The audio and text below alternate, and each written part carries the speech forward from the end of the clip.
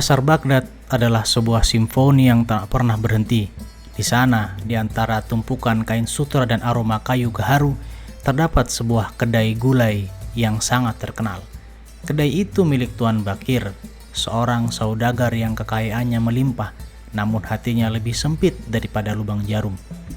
Suatu sore yang dingin, seorang musafir tua yang kelelahan duduk di depan kedai Tuan Bakir. Musafir itu hanya memiliki sepotong roti kering yang sudah keras. Ia tidak masuk ke dalam kedai karena tak punya uang. Ia hanya duduk di trotoar, memejamkan mata dan menghirup dalam-dalam uap lezat dari gulai kambing yang sedang dimasak di kuali besar Tuan Bakir. Setiap kali ia menghirup aroma itu, ia menggigit roti keringnya, seolah-olah roti itu berubah rasa menjadi daging yang lezat. Tuan Bakir melihat hal itu dari balik jendela. Alih-alih merasa kasihan, matanya justru menyipit penuh amarah. Ia keluar dari kedainya, menghampiri si musafir dan membentaknya. "Hei orang asing, kau sudah menikmati aroma masakanku secara cuma-cuma. Aroma itu adalah milikku, hasil dari rempah-rempah mahal yang kubeli. Kau harus bayar 10 kuping perak karena sudah memakan bau makananku." Musafir itu gemetar. "Tapi Tuan, saya tidak menyentuh makananmu, saya hanya menghirup udara yang lewat." Tuan Bakir tidak peduli. Ia menyeret musafir itu ke balai irung istana, menuntut keadilan atas pencurian aroma. Berita ini pun menyebar ke seluruh penjuru Baghdad.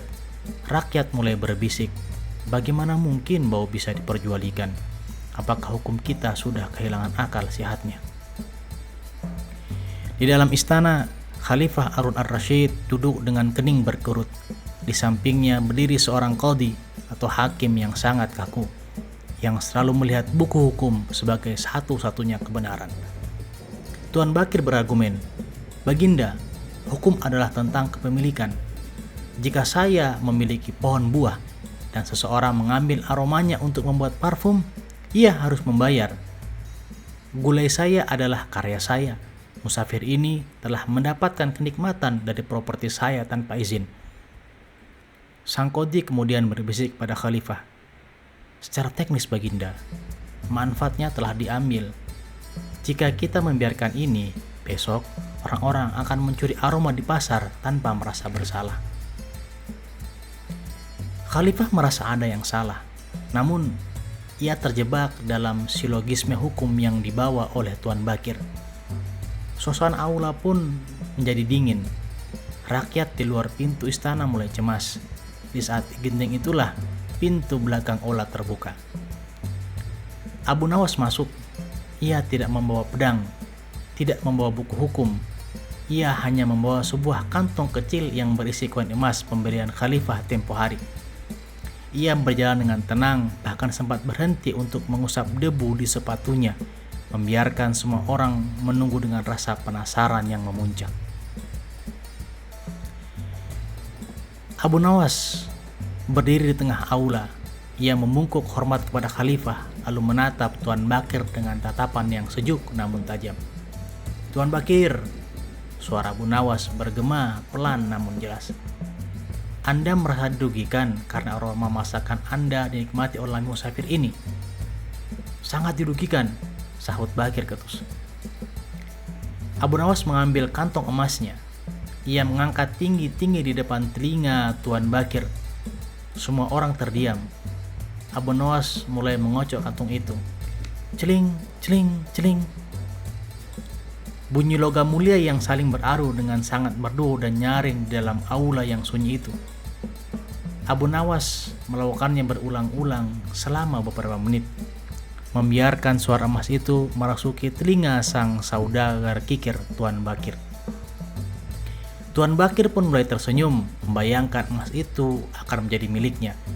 Setelah selesai, Abu Nawas masukkan kembali kantong itu ke sakunya.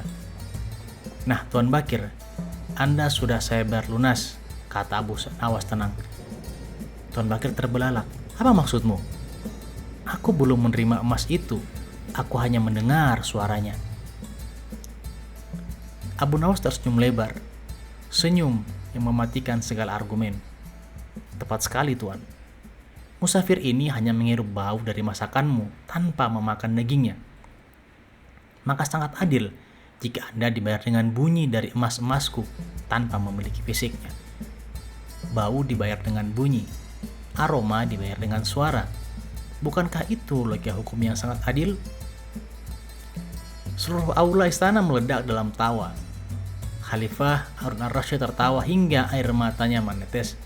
Bahkan sang qadhi yang kaku pun terpaksa menyembunyikan senyum di balik janggutnya. Tuan Bakir berdiri mematung, wajahnya merah padam. Ia baru saja menyadari bahwa kesombongannya telah ditimbang dan ditemukan tidak berbobot di hadapan logika sederhana seorang Abu Nawas. Musafir tua itu menangis haru. Ia dibebaskan dan bahkan diberi bekal oleh khalifah. Abu Nawas pun berjalan keluar istana. Namun sebelum pergi, ia berbisik pada Tuan Bakir, "Tuan, jangan mencoba menjual sesuatu yang Tuan berikan secara gratis melalui angin, atau Anda akan dibayar oleh sesuatu yang hanya bisa didengar oleh telinga, namun tak bisa digenggam oleh tangan." Sahabat penjiak sunyi, dunia ini seringkali penuh dengan orang-orang yang merasa memiliki segalanya, bahkan hal-hal yang tak terlihat. Namun, Abu Nawas mengingatkan kita bahwa keadilan sejati tidak selalu berada di atas lembaran kertas hukum, melainkan di dalam kejernihan hati dalam melihat kebenaran.